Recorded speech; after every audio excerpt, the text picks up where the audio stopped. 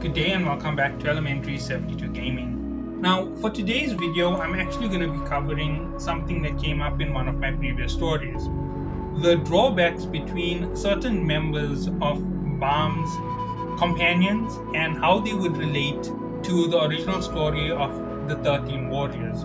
So as I said, Baum's companions are going to fall into similar classes, and he's going to fill a very different role compared to what his mother filled. And if you think about it carefully, the opposite of his mother is actually Rachel. So Baum is taking on a part of the role of his mother, and Rachel is taking on the other part of the role of his mother. So that is who one of the warriors is. But somebody who is totally unknown to us, who we don't have any information on, is Lopobia. But there is something that we do understand about Lopobia. Lopobia is unbelievably loyal to those who he serves.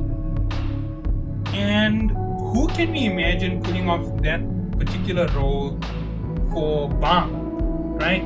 He's going to have to side with Baum in the end. He's going to have to be he or she is going to have to be Baum's right-hand man, the person who will do just about anything for Baum. Now, if you're thinking of anybody in the story who would fill in that role, I would be thinking Lopobia Elain. Now, Kaiser, as she was known, was released because of what Baum did to help enlighten her and relieve her of her load. She lives for herself, and she believes that she owes a lot of it to Baum. She has this indebted nature within her towards Baum. If you're if you're reading the manga, you can see that she really has a close bond towards Jinsung Ha for buying her at her auction and paying off her debt and allowing her to keep climbing the tower freely. And she's helping Baum, and she's using it as an excuse that Jinsung Ha told her to do this here. I have this feeling that Kaiser is there because she really wants to be there. She feels this pressure about how special and how precious he is, and she wants to protect him. So she's going to end up filling in the role of Lopobia to this entire situation. Now, everything in the story is going to draw parallels to its original material. It's the way that most writers like to tease us with a bit of a piece of information of what's about to come in the future. We got a little bit of a tease about the fact that Baum and Jahad are very much alike in the Hell Train. So we can suspect they're going to have the same role, the one with the chosen destiny. And the person most likely to become the king, the person who truly deserves it, is going to be Wagner, by my guess. Although this time he doesn't deserve it. And when this year happens, there's going to be this big fight between them. I've explained it before in the previous video that I wrote about what is going to happen in the nest and who the big surprises are going to be. As I said, I think there's going to be several surprises there. But Elain's part in this whole story is going to grow more and more as we keep going up with Baum. When we reach the princess arc, Elain is going to be his ace. And why am I saying Elain is going to be his ace? She's gifted as it stands. She may not have the blood of Jahad, but she definitely can keep up with the Jahad princess. She has stamina that is through the roof. She is gifted as a anima, which gives her the other ability, the wolf. And she can definitely take on a rancor. She may not be able to beat the rancor, but she can fight a rancor and injure them really badly. So that is one of the things that she can do. And she is traveling with Baum. So trust me, everybody who's with Baum is like in a league to themselves when it comes to being regulars. If Baum has to go with Rak Kun, Lopobia Elain, Hats, and the Rossi, and who would be the last one to add to their team? Shibisu. They would have one of the most crazy teams to ever climb the tower. I don't think anybody could beat them. Even their B team couldn't put up a fight against them. So they would keep climbing and they would keep advancing up the tower without having that type of competition.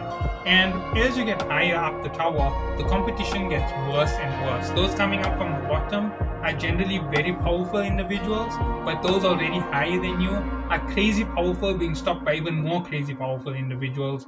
So once we reach something like the 87th, 89th floor, we're gonna get this whole stagnant fight between the princesses. It's gonna go crazy. They're gonna break through the 90th, the 90s in the floors. They're gonna have competitions. Their princesses are all stuck on these floors, and then we're gonna end up on the 100th floor where the main princess arc will most likely unfold.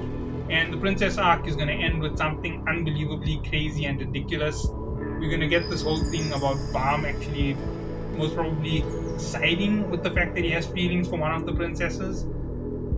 I'm suspecting as much, or somebody else trying to get out of the princess program besides Ender Rossi.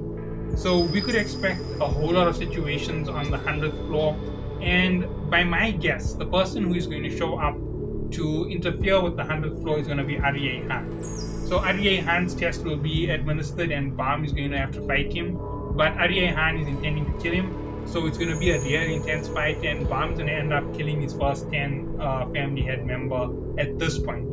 After this year, we're going to get the whole introduction with the rest of the Thorn fragments. That is definitely going to be part of the chase, and we're going to get it in the last 30 floors before we get to the Jahad fight. Baum will acquire another Thorn fragment, giving him three, and we're going to find out that Rachel has one, and she's on the 134th floor. She has managed to climb ahead of Baum somehow.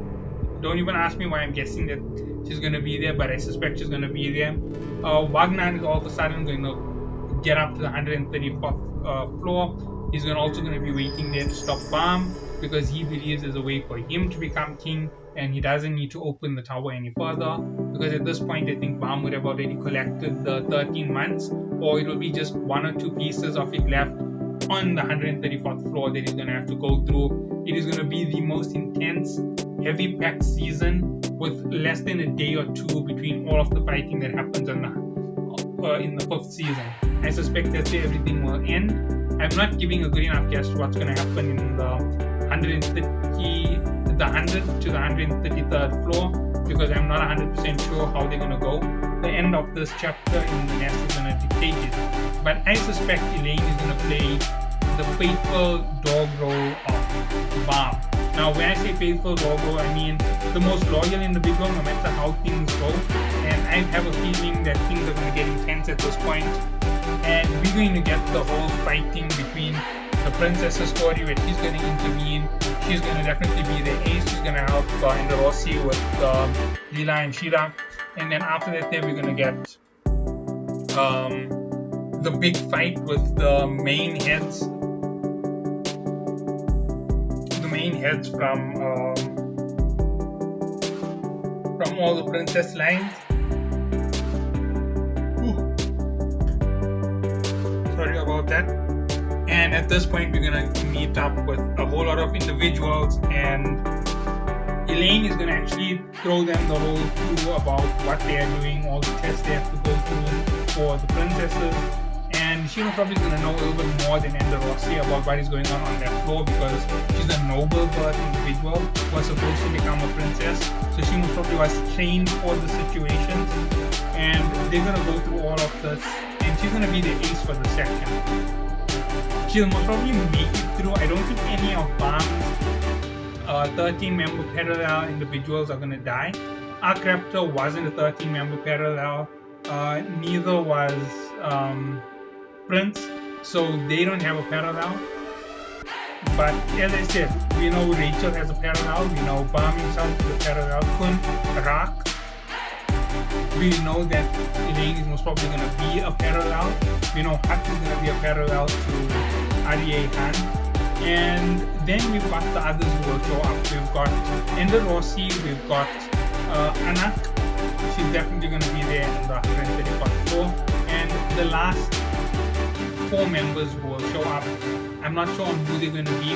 I'm not sure if Florian is going to be part of their big surprise force. I'm not even 100% sure about that. It might be another companion who we're overlooking. but there is the reality behind it. That is who we're gonna see as Lopobia Elain. Now, I am making this video for two reasons. I was actually reading into everything and trying to figure out where to put her, how to do things, and I was planning to make this video about a week in the future, maybe 2 weeks in the future, or maybe scrapping it. And then yesterday I saw Dr. Bonehead drop out a fantastic piece on Lopobia Elain. And he was explaining that she's going to get character development and growth. And I suspect that as well.